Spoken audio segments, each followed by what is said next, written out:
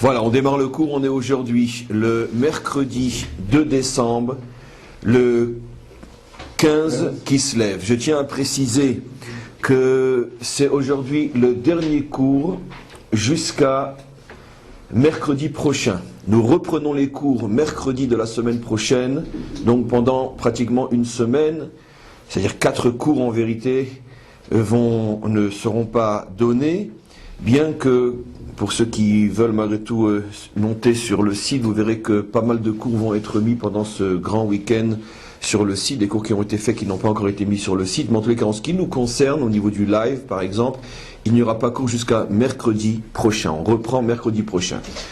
Aujourd'hui, dernier cours de Parshat Vayishlach. On a énormément de notions à voir aujourd'hui, et j'espère qu'on pourra en 1h30, un peu plus, un peu moins, terminer donc toutes ces notions absolument incroyables sur cette paracha qui, comme vous l'avez vu, est d'une richesse absolument inimaginable. Alors on va reprendre, pour introduire le cours d'aujourd'hui, on reprend le chapitre 33, à la fin de la rencontre entre Yaakov et Esav, et on est dans le verset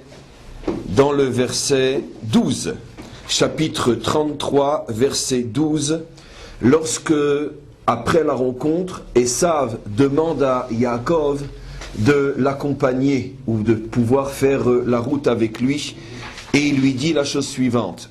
Esav dit, Vayomer nis'a venelcha ve'elcha lenegdecha. Laisse-moi aller avec toi et avancer avec toi, comme dans la chanson où tu iras, j'irai.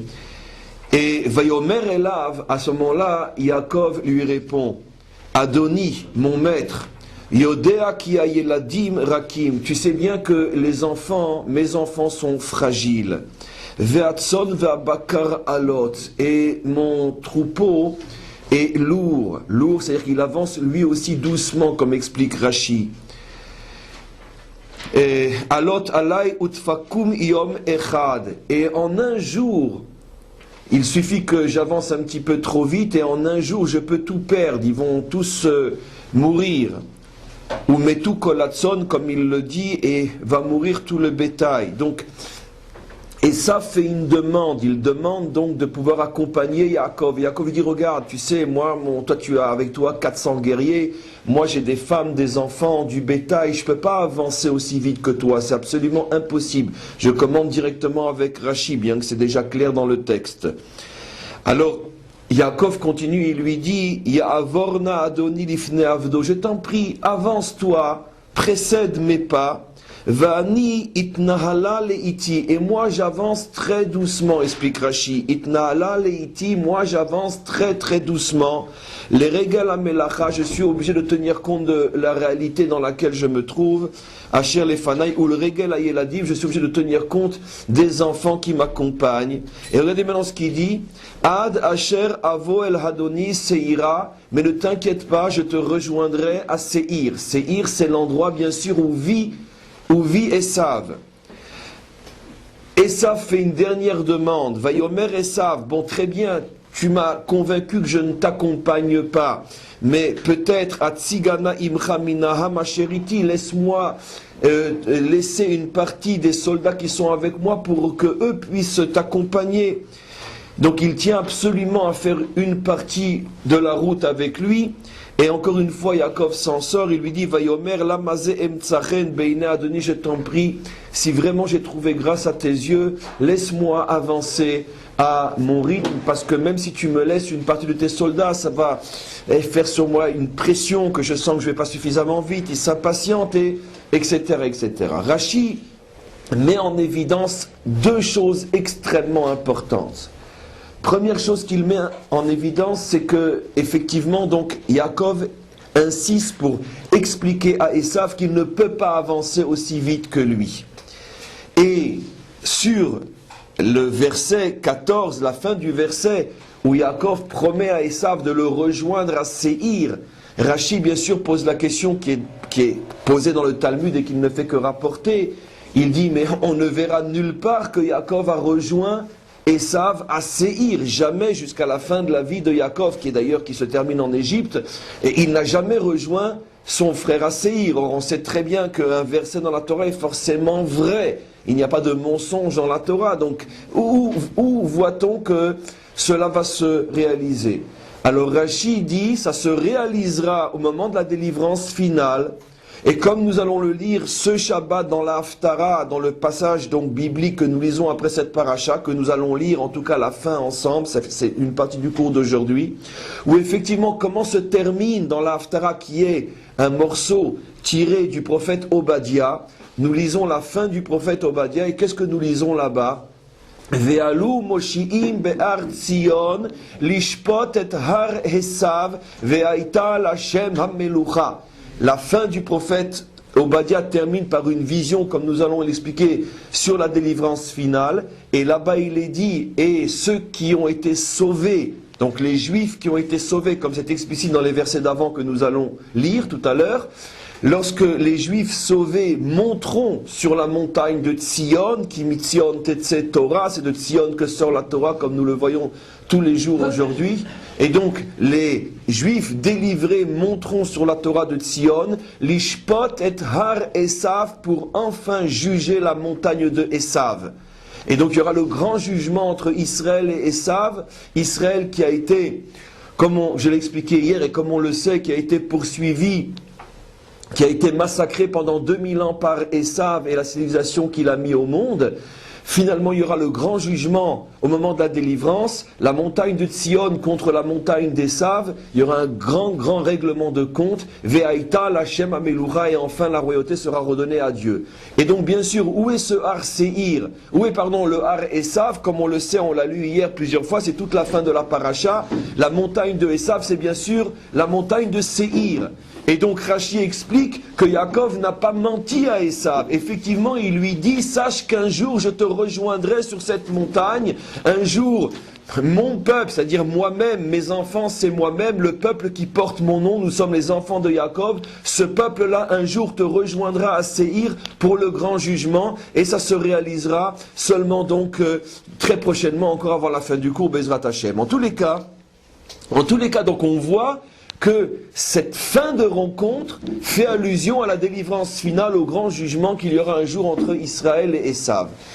Et le Baal HaTurim met en évidence quelque chose d'absolument inimaginable. C'est que le Baal HaTurim, donc on trouve sur les Chumashim, et ce fameux commentaire qui fait sortir des tas de secrets, des débuts de lettres, des fins de lettres, des valeurs numériques. C'est un spécialiste de faire jaillir les profondeurs du verset en utilisant surtout deux méthodes qui sont les premières lettres ou les dernières lettres des mots d'une phrase. Ce sont des principes de Kabbalah connus, ou la valeur numérique. Et en tous les cas, regardez ce qu'il explique. Sur la fameuse expression que nous venons de lire, Ad Asher Avo El Hadoni Seira, je te rejoindrai mon maître à Séhir. Le Baal HaTurim fait remarquer que si vous prenez les 4 dernières lettres des mots qui disent que à la fin des temps, Yaakov va retrouver Esav à Séhir, Havo El Adoni Seira, vous prenez les 4 dernières lettres et vous avez le mot Elia. Elia, c'est le nom du prophète Eliyahu, qui dans toute la Torah s'appelle Eliyahu, mais une fois dans la Torah il s'appelle Elia, comme ici, Elia. On trouve une fois dans la Torah où le mot, encore une fois, Eliyahu est dit sans le vav final, et on l'appelle le prophète Elia. C'est le même, bien sûr. Et donc ici, si on prend les 4 dernières lettres des 4 mots qui font allusion qu'à la fin des temps, il y aura un jugement entre la montagne de Tzion et la montagne de Séhir, qui est la montagne d'Esav, on retrouve à la fin des lettres, puisque c'est la fin de l'histoire, on retrouve le mot Elia.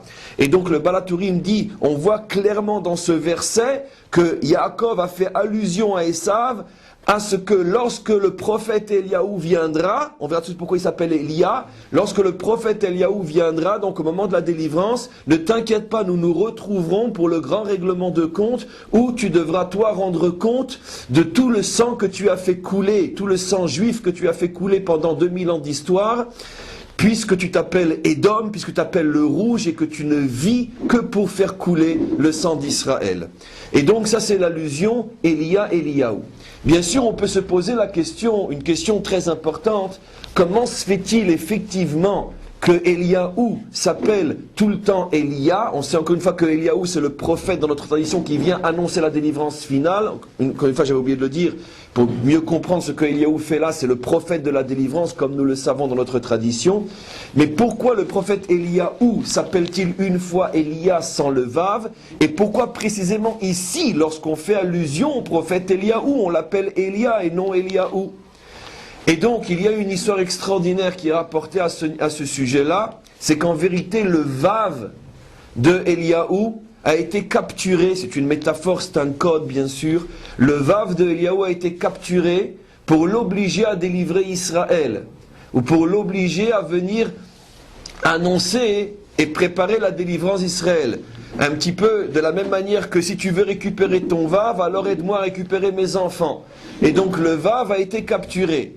Et le Midrash dit que le vav a été capturé par Yaakov, le père des enfants, car nous trouvons effectivement une seule fois dans toute la Torah, au niveau des prophètes, où le mot Yaakov est écrit avec un vav. Or, le mot Yaakov ne s'écrit jamais avec un vav. Et nos maîtres disent, comme par hasard, le mot Eliaou est écrit une fois sans vav et le mot Yaakov est écrit une fois avec un vav. Qu'est-ce qui s'est passé? C'est que Yaakov a capturé le vav de Eliaou, il a dit, tu veux récupérer ce qui est à toi, ramène-moi ce qui est à moi. Tu me ramènes mes enfants, tu reprends ton vav. C'est une métaphore, bien sûr, on va expliquer plus. Mais, ce que le Midrash ne dit pas, et ce qu'il est permis de révéler maintenant en cette fin d'histoire, c'est que le vav de Eliaou a aussi été récupéré et aussi été volé par quelqu'un d'autre. C'est bien sûr Esav, qui se fait appeler Edom. Edom, dans le mot Edom, on a vu hier qu'il y a le vav. C'est le mot Adam plus un vav en plein milieu, comme vous allez voir. Qu'est-ce que nous avons expliqué hier sur le mot Edom? Nous avons expliqué en vérité que pourquoi il se fait appeler Edom, c'est tous les cours qui durent maintenant depuis 6 ou 7 jours. Il se fait appeler Edom pour faire croire qu'il peut devenir un homme même sans une femme. On sait très bien quel est son rapport à la femme, c'est tous les cours qui ont été donnés. Et donc lui qui n'a pas de vraie femme, malgré tout donne, on pourrait dire, le change, civilisation vitrine, les sabots fendus, j'ai pas besoin d'une femme pour devenir un homme. Mais donc, si c'est ce qu'il veut montrer, alors on aurait pu poser la question que je vais poser maintenant déjà hier. Alors pourquoi c'est Edom et pourquoi c'est pas Adam? Il aurait pu très bien s'appeler Adam. D'accord? Alors bon, on sait que Edom fait aussi allusion au rouge.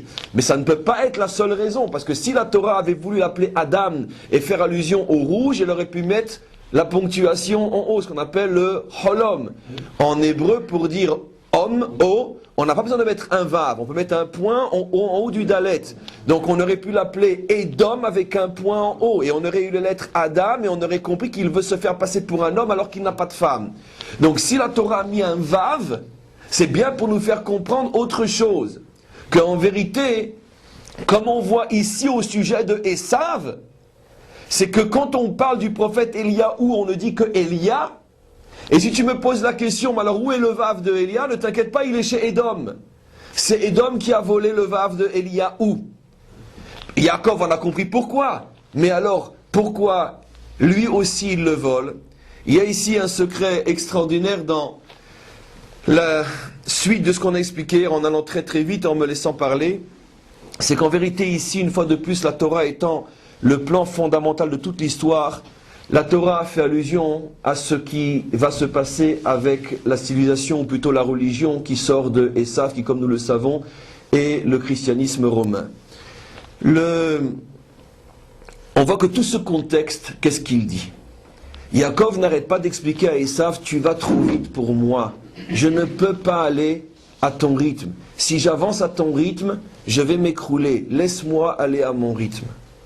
Et on voit que la Torah met donc en évidence que la nature de Esav, c'est la précipitation. C'est vrai, il est né déjà fini, il était poilu comme un jeune de 16-17 ans, alors qu'il venait de naître. Il s'appelle Esav parce que ça veut dire « je suis fait ». Ça veut dire que tout va très très vite avec moi. Quand il est rentré de la chasse, alitenina, mina adoma, adomazé, donne-moi à bouffer, donne-moi à bouffer. Il est rouge, il est impulsif, il est impatient, tout va très très vite avec lui. Et il y a une chose qui va aller très très très très vite avec lui dans l'histoire, et qui à nous, Israël, va nous coûter très très très très très cher. C'est son impatience messianique. Esav est pressé, il ne peut pas attendre le Messie. Il le fait venir tout de suite. Et donc, automatiquement, la Torah fait allusion à ce problème. Lui veut précipiter la fin des temps. Lui veut précipiter la délivrance finale. Et c'est pour ça qu'il lui dit, allez viens à mon rythme. Jacob lui dit, je ne peux pas avancer à ton rythme. Moi j'ai la responsabilité de tout un peuple. Pour toi c'est facile d'annoncer la venue du Messie des millénaires à l'avance. Mais moi je ne peux pas aller à ton rythme, c'est impossible. Parce qu'il faut le préparer lentement, péniblement, terriblement, péniblement ce Messie. On ne peut pas l'accoucher comme ça si facilement que ça. Ça va être très très très dur. Laisse-moi avancer très très très doucement. Et Esav fait tout pour convaincre Yaakov de faire route avec lui. Ça veut dire que Esav fait tout pour convaincre Yaakov que sa vérité à lui, Esav, sa précipitation est la bonne. Et on imagine ce que ça sous-entend dans l'histoire, toutes les tentatives de la Rome chrétienne de convaincre Israël que ça y est, la délivrance est déjà arrivée. Et Yaakov ne se laisse pas faire, Yaakov ne veut pas, il dit, mais ne t'inquiète pas, on se retrouvera un jour, mais on se retrouvera quand Eliyahu Hanavi viendra. Et maintenant, quel est le secret du Vav? Comme on le sait, mes amis, Vav a pour valeur numérique 6. Et donc, qu'est-ce que Eliyahu avec le Vav vient nous faire comprendre? Non, le Messie ne va pas venir quand toi tu le voudras, Esav. Le Messie va venir à la fin du 6e millénaire. Le Vav, c'est le 6. Et donc on comprend pourquoi Édom a capturé le Vav. Parce que Édom ne veut pas que le Messie vienne le 6e millénaire. Et donc c'est pour ça qu'ici il lui manque un Vav à Eliyahu. Et qui c'est qui a pris le Vav? C'est Édom. Mais regardez la merveille de cet enseignement de la Torah. Où se trouve le Vav dans le mot Édom? Il se trouve juste après le Dalet. Dalet, ça a pour valeur numérique 4. D'après Esav, le Messie il est venu au 4e millénaire, il y a 2000 ans. Et donc on comprend qu'il y a ici une allusion terrifiante à toute notre histoire. Édom, qui est le rouge, qui fait couler le sang juif, dit non, le Vav on le met à côté du Dalet. Le 6 on le met à côté du 4. Vous les Juifs, vous attendez le Messie pour la fin du 6e millénaire, mais sachez qu'il est venu déjà à la fin du 4e millénaire. Et Israël lui dit, non, je ne peux pas avancer à ton rythme. Moi, je ne crois qu'au Messie qui viendra à la fin du 6e millénaire.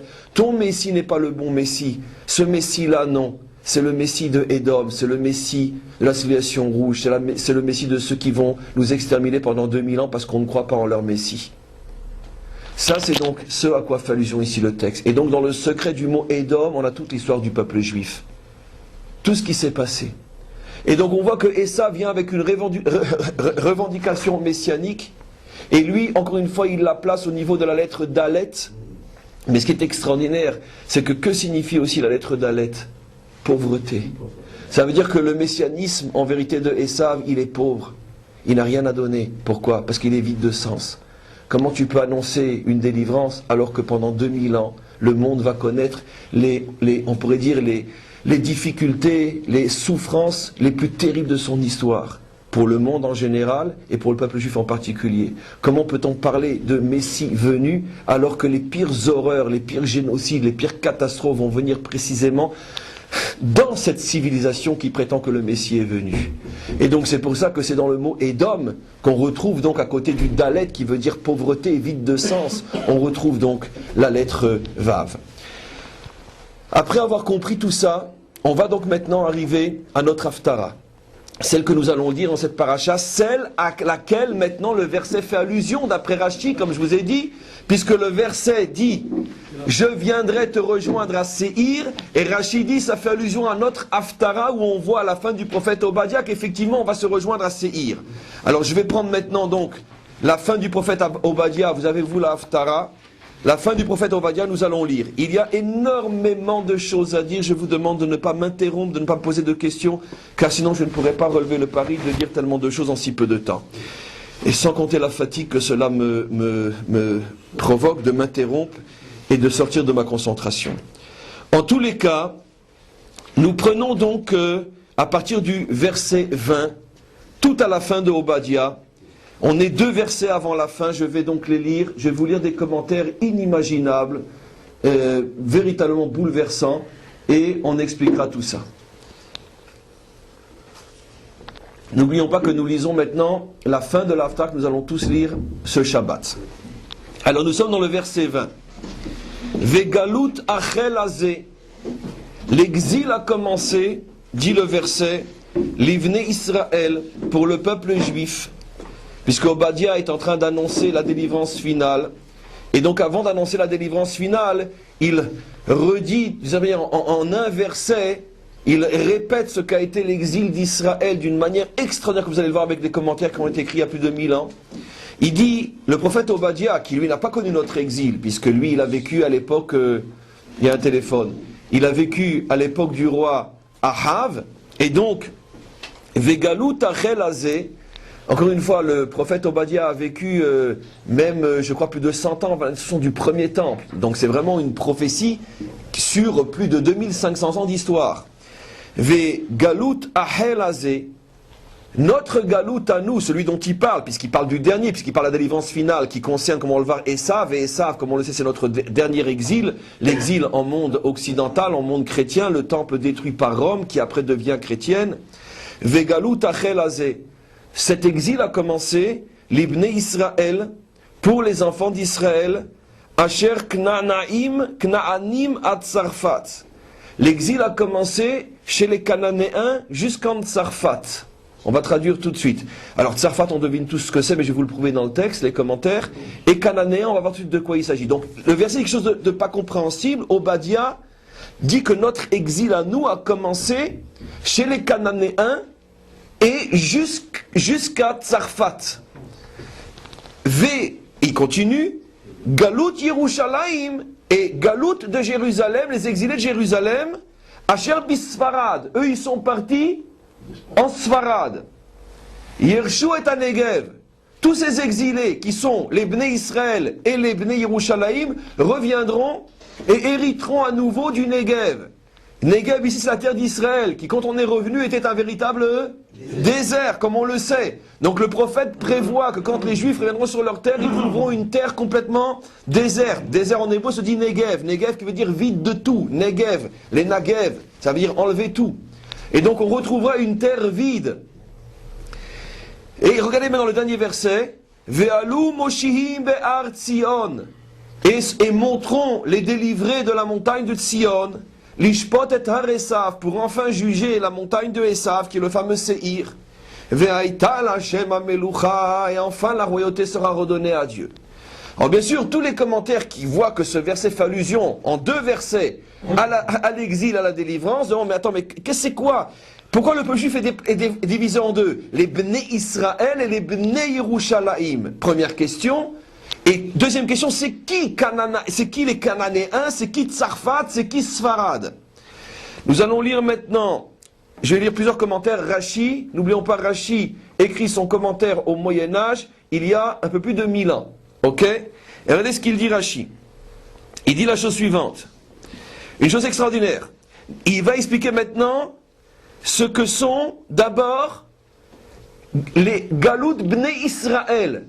Les exilés qu'on appelle les enfants d'Israël, à la différence de ce qu'on appelle les enfants de Jérusalem. Regardez cette merveille de Rashi. Il dit, Galut, hu mi bnei Israël, sache que les exilés qu'on appelle les enfants d'Israël, chez Galou Maseret Ashvatim, ces exilés font allusion aux enfants des 10 tribus.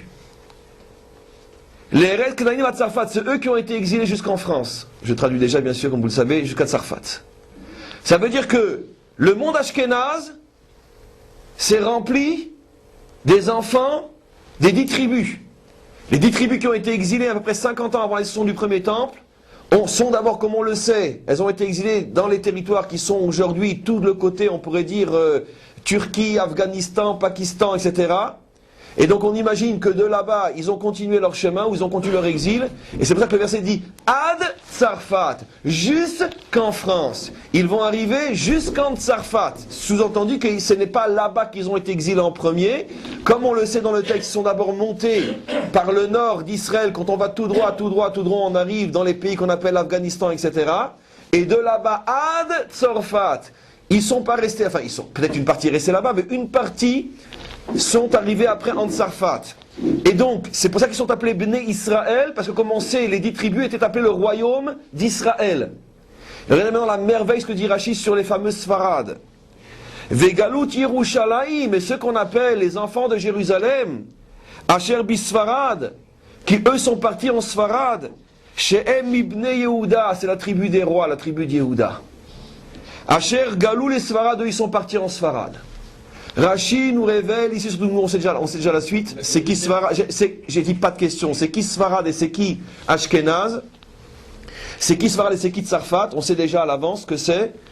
Rashi nous révèle ici une chose absolument incroyable, l'origine des Ashkenazim et l'origine des Sfaradim. Les Sfaradim sont la tribu de Yehuda, après il y a eu bien sûr des mélanges, mais à l'origine, les Sfaradim sont la tribu de Yehuda, et les Ashkenazim sont les 10 tribus.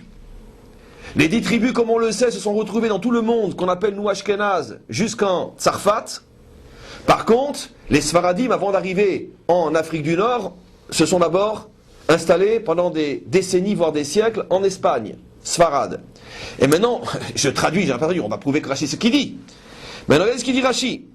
Ve'omrim apotrim, sache que nos maîtres nous ont transmis, ça veut dire que Rashi dit, c'est ce que je vais vous dire maintenant, je le tiens de mes maîtres, qui le tiennent de ses maîtres, ça veut dire que c'est une tradition qui revient d'il y a très longtemps. Et n'oublions pas que Rashi écrit il y a déjà 1000 ans. Tsarfat, le Tsarfat dont parle ici Obadia, comme tout le monde sait que le mot Tsarfat aujourd'hui veut dire France, mais regardez ce que dit Rashi, ou Amalchut Shikorin Franza, c'est la royauté que nous appelons la France. Belaz, en langue étrangère. Sfarad, et le mot Sfarad, Tirgem Yonatan, déjà, le traducteur Yonatan, le traducteur que vous avez ici dans la marche, qui lui a vécu il y a à peu près 2200 ans.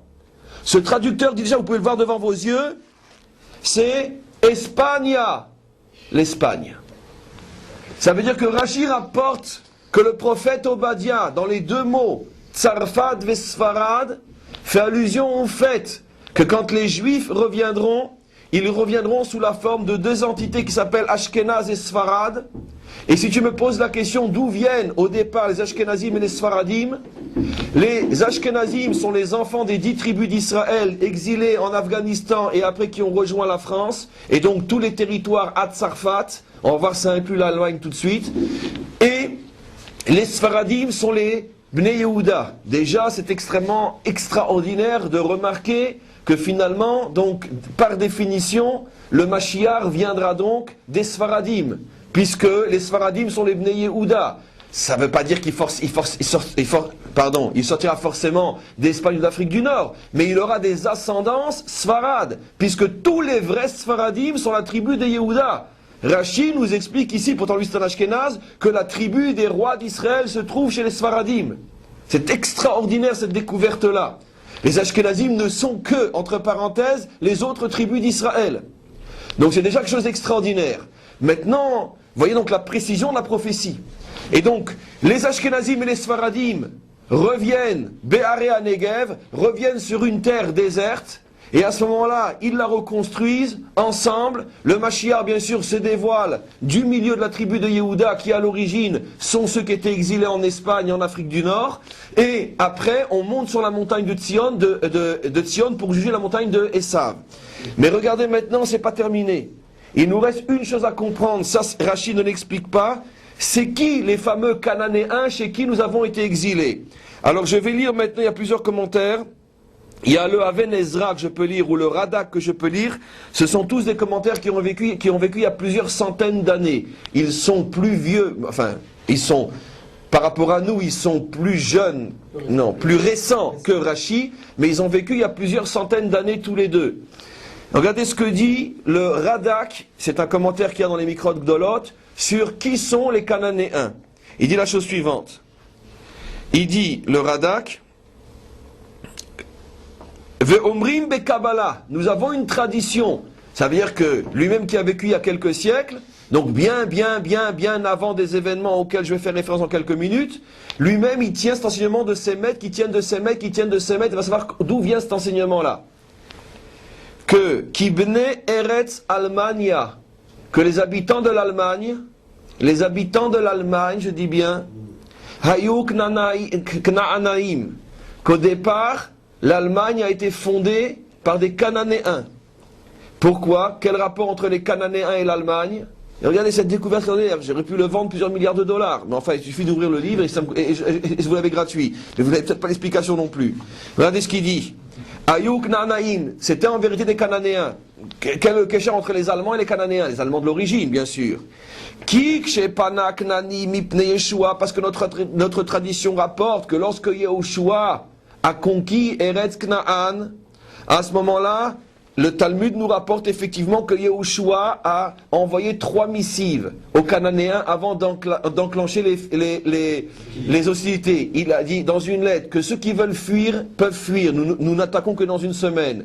Que ceux qui veulent abandonner l'idolâtrie l'abandonnent, pas se convertir car nous ne sommes pas une religion prosélyte, mais ceux qui veulent uniquement abandonner l'idolâtrie, on se contentera de ça, ils auront la vie sauve et qu'ils se fassent connaître. Ceux qui veulent se battre, qui se préparent.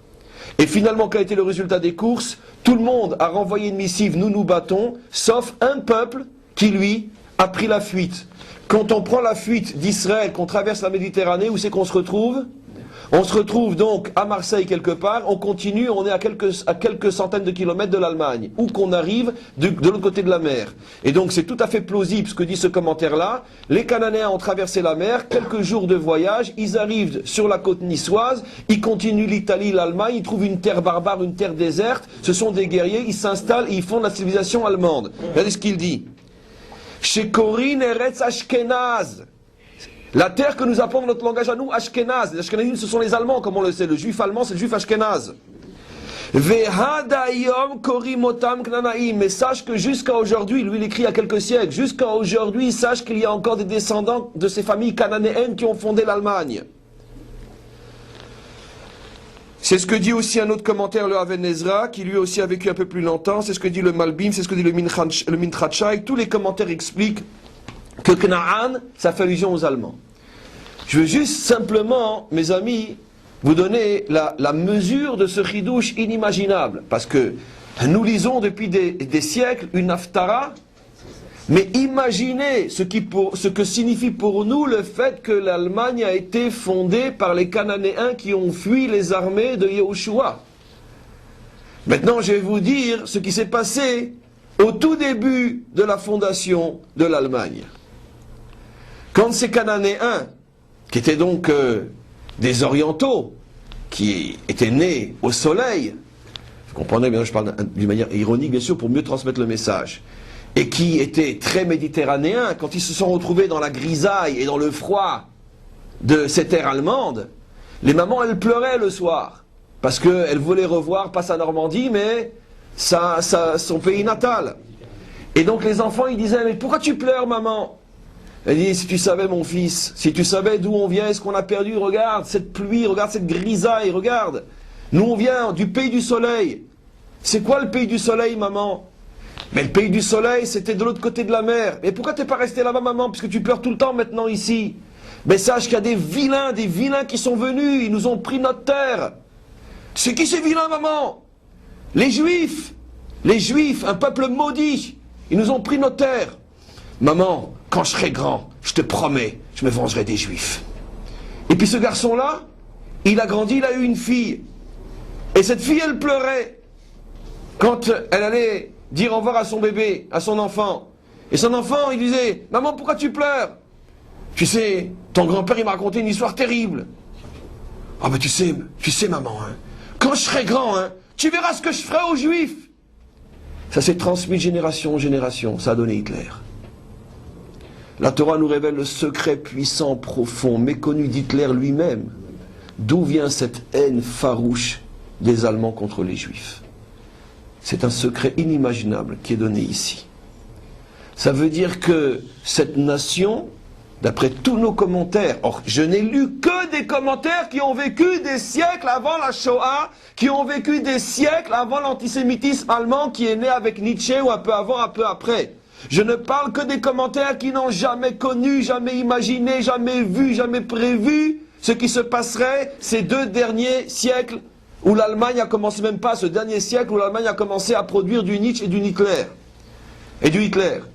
Eux n'ont pas connu ça. Ils ont connu une Allemagne comme la France, comme autre chose. Bon, on est antisémite parce que il faut bien prendre l'argent à quelqu'un quand on n'en a plus dans les caisses du Seigneur, c'est tout. C'est tout, mais pas plus que ça. Mais d'où vient ce texte-là? Comment ce commentaire peut dire que l'Allemagne c'est les Cananéens? Lui ne sait pas ce que ça veut dire. Lui a écrit ça il y a des siècles. Lui ne sait pas que pour nous ce texte-là, lui aujourd'hui signifie 7 millions et demi, pas 6 millions qui est un chiffre faux, 7 millions et demi de juifs assassinés. C'est ce que ça veut dire. Le chiffre 6 millions a été revu depuis fort longtemps à Yad Vashem, mais comme maintenant il est officiel, il ne veut plus le changer. Mais entre-temps, il y a eu des tas de recherches pendant des décennies qui prouvent qu'il y avait beaucoup plus que 6 millions, presque 8 millions. Mais comme c'est resté le chiffre officiel, on ne veut pas le changer, genre on veut nous rajouter 2 millions. Laisse tomber. De toute façon, on n'est pas 2 millions de juifs. Bref, franchement, entre nous, ce n'est qu'une virgule dans l'histoire, comme disait l'autre. En tous les cas, donc, vous comprenez un petit peu ce qui se passe ici? Vous comprenez que ce peuple allemand a grandi pendant des siècles sur la haine des juifs. Après, ça s'est perdu, bien sûr. Aucun Allemand d'aujourd'hui, ni d'hier, ni d'avant-hier, ni d'avant, avant-avant-hier, ni il y a un siècle, ni il y a 2 siècles, c'est ce que je suis en train de dire ici. Mais c'est dans les gènes du peuple allemand. Cette vengeance, à leurs yeux, bien sûr, contre le fait qu'on leur a pris leur terre. Ce qui est extraordinaire aussi, c'est que, regardez maintenant la précision du verset qui dit « Asher kna'anim ad Tsarfat ». Le verset lit les deux peuples, Cananéens et Tsarfat. Cananéens, nous avons traduit par les Allemands. De là, vous avez compris aujourd'hui pour la première fois le secret de l'expression « mon cousin germain ». C'est de là que ça vient, je suis très sérieux, là c'est pas une blague. Mon cousin germain, mais pourquoi les Germains sont tes cousins? Mais bien sûr, parce que le verset est en train de nous dire que les Cananéens ne sont pas restés en Allemagne, ils sont partis après aussi en France. Kna'anim had Tsarfat. Les Cananéens se sont répandus d'Allemagne à Tsarfat, c'est-à-dire qu'ils sont donc arrivés tout simplement par le sud de la France, et ils se sont divisés en 2 groupes, un groupe qui a fondé l'Allemagne et un groupe qui est parti en Tsarfat. C'est exactement ce que dit le verset. Si on remplace le mot Kna'an par Almania, Asher Almania had Tsarfat, de l'Allemagne à la France. D'où l'expression dont les Français eux-mêmes témoignent l'authenticité, mon cousin germain. Et donc on comprend très très très très bien ce que dit le verset. Le lien entre eux, effectivement c'était des cousins, c'est-à-dire des enfants de même père.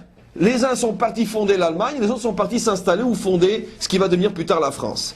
Donc c'est quelque chose d'absolument phénoménal, cet Haftarah que nous lisons demain. Maintenant, je veux dire Shabbat, comment ça va se terminer tout ça?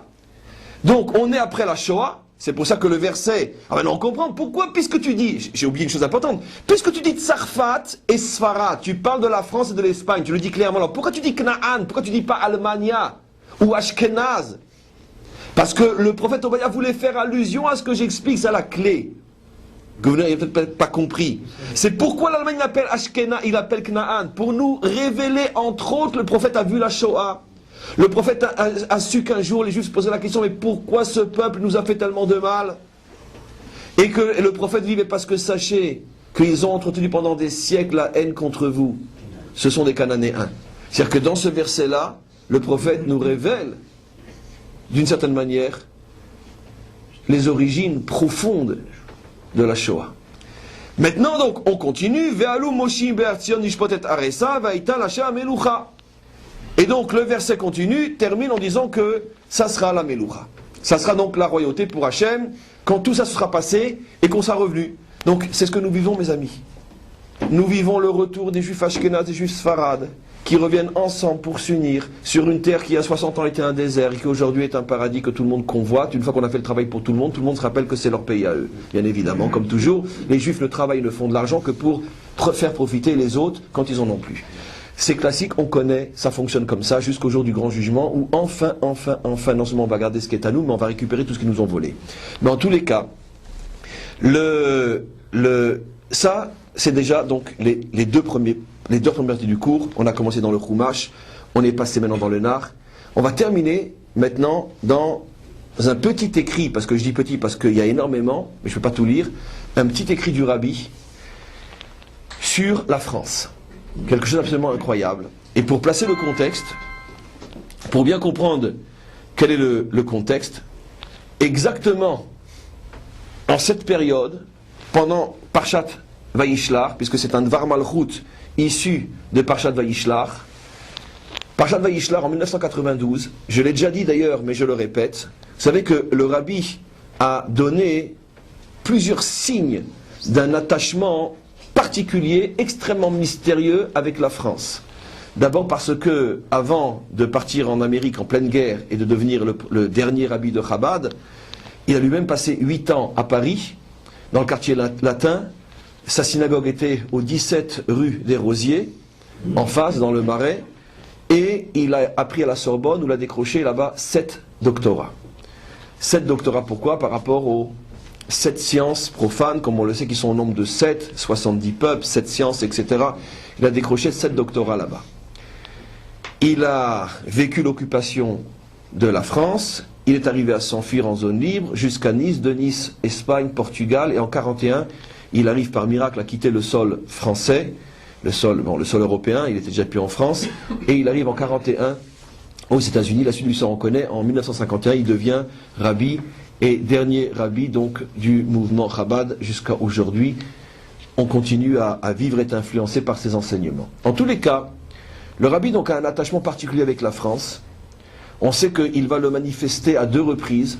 La première fois, je crois, en 1973 ou 1974, où d'une manière tout à fait surprenante, il a en face de lui un groupe de chassidim qui vient de France.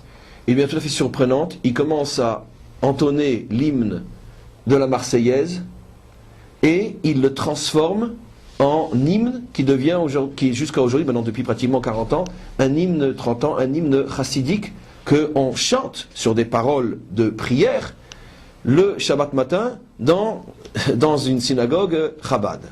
Au point qu'on connaît tous l'histoire d'un jour, un jeune petit Chabad français qui le 14 juillet se trouvait devant une télévision, et puis tout d'un coup il voit un défilé, et puis il commence à chanter la Marseillaise. Et puis il appelle son père, il dit papa, ils sont tous Lubavitch. Parce que lui il a toujours entendu l'hymne de la Marseillaise à la synagogue, il ne peut pas imaginer que c'est aussi, et avant tout, et surtout, l'hymne de la France. Personne n'a jamais vraiment compris, bien qu'on devinait, mais qu'est-ce qui lui prend au rabbi de faire rentrer l'hymne national de la France dans, on pourrait dire, le credo des hymnes chassidiques. Surtout que, si déjà il voulait le faire, il avait 2 origines prioritaires. Lui-même vient de Russie ou vit aux États-Unis. Donc tu aurais dû soit choisir l'hymne de la Russie, soit choisir l'hymne de ton pays d'accueil, les États-Unis. Pourquoi la France? Tu n'as passé que 8 ans en France sur 92 ans de vie. Donc c'est quand même pas grand-chose. Pourquoi la France? On est en 73, donc les gens commencent à se poser des questions. Ça dure, le rabbi ne donne pas de réponse. Ça dure 30 ans. En 1992, à cette époque de l'année, cette parasha Vayishlach et la parasha de la semaine prochaine, le rabbi consacre une partie de ses enseignements à une révélation inimaginable sur le rôle de la France et du judaïsme français dans la délivrance finale. Au point que le rabbi, comme on va le voir clairement, dit explicitement que la délivrance finale dépend de la France et que, plus encore, comme on va le voir, que le Mashiach lui-même aura un lien avec la France.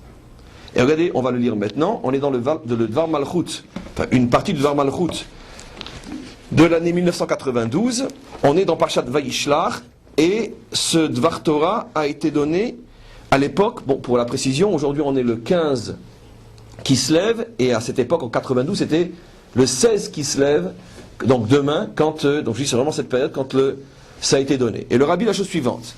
Veyesh leosif ou lehaïr. C'est un très grand Dvar Torah que je ne lis pas en entier. Je veux rajouter et préciser al derer remez, mais je ne fais que des allusions, dit le rabbi, je ne peux pas dire plus. Il prévient son auditoire comme je le fais moi-même, que Dieu me pardonne pour la comparaison, et il n'y a pas de question aujourd'hui. Il prévient, parce que ce que j'ai oublié de dire, c'est que il y a toute une communauté, des milliers, quand il fait cette dracha-là, des centaines, de juifs français, qui se trouvent devant lui à ce moment-là. Parmi d'autres, mais il y a on pourrait dire une très grande délégation de juifs qui sont venus de France, qui se trouvent là et qui ne sont même pas prévenus de ce qu'ils vont entendre. Et le rabbi devine qu'il va y avoir des tas de questions, et il dit, non, je vous préviens d'avance, je ne fais que des allusions, ne me posez pas de questions, je ne répondrai à aucune question. façon, personne ne posait les questions au rabbi. Mais, genre, je ne pourrais pas dire plus que ce que je vais vous dire. Celui qui veut comprendre, qui comprend de lui-même. Et voilà que le rabbi commence et il dit Tsarfat, le mot Tsarfat qui est la France, Begematria Shva Meod Veshivim, à la valeur numérique 770, de là qu'on le tient. Personne n'avait jamais remarqué que Tsarfat a la valeur numérique 770. 770 qui, comme on le sait, est aussi, comme par hasard, le numéro de la maison là où il est, à New York. 770 qu'on appelle tous 770. Et donc il dit, Tsarfat a la même valeur numérique que 770, et il explique. Sache que ce chiffre-là, qui fait allusion à la France, signifie quoi? Remettez qu'il fait allusion à lui aussi, puisque lui aussi il est régi par le chiffre 770. Ashlemu de Mispar Sheva. Ce chiffre-là incarne la perfection de la dimension 7. Pourquoi? Parce que tu as dedans les dizaines, tu as dedans les centaines, et tu as le chiffre 7 lui-même. Donc tu as le chiffre 7 en tant qu'unité, tu as 70 en tant que dizaine, et 700 en tant que centaine. Ça veut dire que c'est la perfection du chiffre 7, décuplé comme on le sait selon le principe des sphirotes, c'est que les sphirotes sont soit unitaires, soit dizaines, soit centaines, comme j'ai toujours expliqué. Donc il fait allusion au principe de Kabbalah, c'est que quand tu arrives au chiffre 100, tu es dans la troisième duplication, qui est la duplication parfaite, liée au chiffre 3, Avraham, Isaac et Yaakov.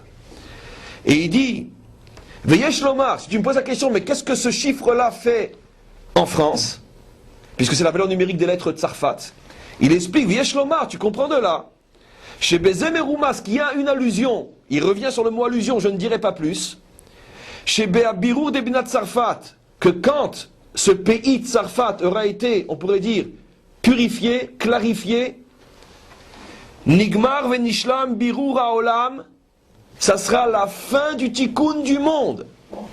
Ça veut dire que le tikkun du monde dépend du tikkun de la France. Lui, il dit qu'il dit des allusions, je ne l'aurais pas dit plus clairement. Alors, c'est quoi clair si ça c'est des allusions? Le rabbi dit clairement, je reprends la phrase, que chez Be'abirur demdinat Tsarfat, lorsque il y aura eu le birour, on pourrait dire le retour à la lumière de la France, Nigmar venishlam birur aholam chez Nivra beshivat yeme abinyanyan, sera terminée la réparation du monde qui a été construit en 7 jours. Et donc chiffre 7, le monde a été construit en 7 jours, et la France représente le chiffre 7 dans toute sa perfection. Comme pour nous dire que la perfection du monde qui est régie par le chiffre 7 dépend du tikkun de la France qui est régi par le chiffre 7. Il continue. Oleahir Shabirur de Tsarfat Shemispero 770. Et quand je dis que le numéro de la France c'est 770, il faut comprendre que ce birour-là vient grâce à quoi? Grâce, il dit, à la maison qui porte ici, le numéro 770. Ça veut dire que, d'une certaine manière, la lumière qui permet le birour de Tsarfat, 770, sa source provient du numéro 770, qui est donc la maison du Rabbi elle-même à Crown Heights, à Brooklyn. Et regardez ce qu'il continue à dire. Mais cette maison s'appelle Bet Yosef, la maison de Yosef. Pourquoi il fait allusion, comme il le dit, à son beau-père qui s'appelait Yosef.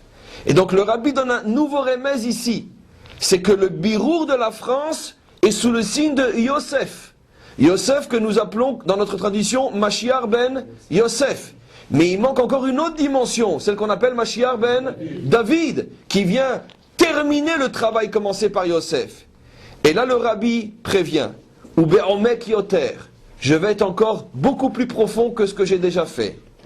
Tsarfat, sache que le mot Tsarfat, Otiot Paratzta, c'est les mêmes lettres que le mot Ufaratsta. On a fait deux cours sur Ufaratsta, qui est le verset qui fait allusion à la délivrance, où le peuple juif va défoncer toutes les limites du temps et de l'espace pour dévoiler sur terre la dimension sur et au-delà de la naturelle, surnaturelle, au-delà naturelle, peu importe si c'est une invention, le mot est pour comprendre, c'est-à-dire que le juif va dévoiler le Ufaratsta, il va délivrer le monde de toutes les prisons mentales, morales, à l'intérieur duquel il se trouve. Sans compter les prisons créées par les méchants et la méchanceté. Et il dit, écoutez-moi bien ce qu'il dit maintenant, Chez Bezem et Roumaz, je te fais une allusion, Chez Gilouy va Fatsat Amayanot, Hu Betsarfat. que toutes les sources de la Torah qui doivent se dévoiler dans le monde sont liées à la France. Pourquoi la France?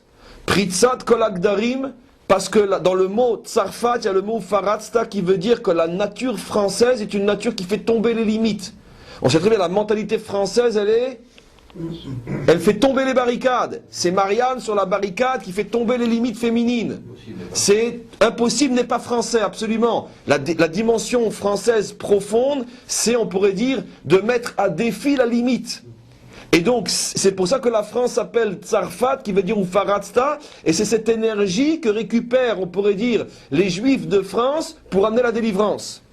Mais il va aller plus loin que ça. Donc, velorak beofen shemisad prisa kol hadarim damianot baim em gam betarton shen tarton ematam imeno. C'est pour ça que les sources de la Torah jaillissent à partir de la France, parce que justement la France a cette capacité de faire déborder, de casser toutes les limites. Comme un torrent qui vient de toutes ses forces et qui pulvérise les pierres qui gênaient le passage du ruisseau. Et la yetera misé. Mais je vais vous dire plus encore. Chez Inyanze, Kemudgash Bekar, sache que quand on dit le mot Tsarfat, et que je viens de dire que le mot Tsarfat, c'est la lettre de Ufaratsta, Haliedeze, en vérité ça fait allusion encore à autre chose. Pas seulement à la délivrance qui est liée à la France, mais au Mashiach lui-même, au Messie lui-même qui est lié à la France. Puisque là maintenant il rapporte encore un verset. On sait que le Messie est appelé Peretz. Venaasa, et à ce moment-là se réalisera le verset qui parle du Messie et qui dit Ufaratsta alecha Peretz. Tu arriveras à briser toutes les limites, toi qu'on appelle le briseur de limites. Zemashiach, ce verset fait allusion au Messie, chez Nehemar, comme il est dit sur lui, Hala aporetz lifnehem, que celui qui fait tomber toutes les limites marchera à la tête de son peuple.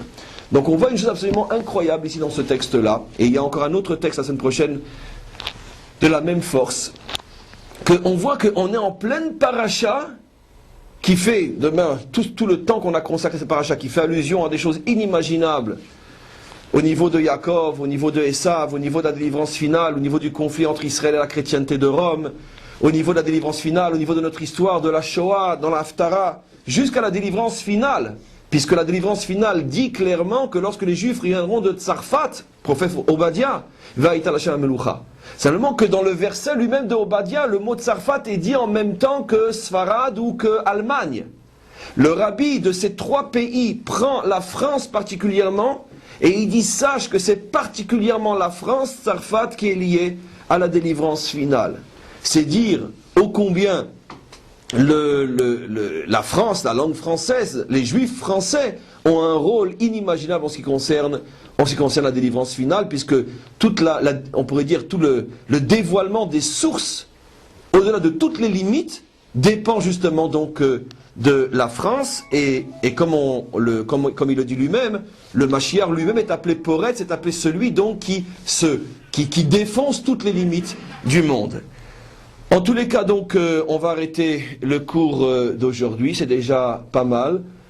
Je pense que pour l'instant, on ne peut pas en dire plus. Et comme on a l'habitude de dire dans ce genre de cours, que Amevin Yavin, que chacun d'entre nous réfléchira plus encore pour compléter lui-même, dans le plus grand secret de sa conscience, le sens profond de tout ce qui est caché dans ce cours. Amen. Vechen Yiratzon.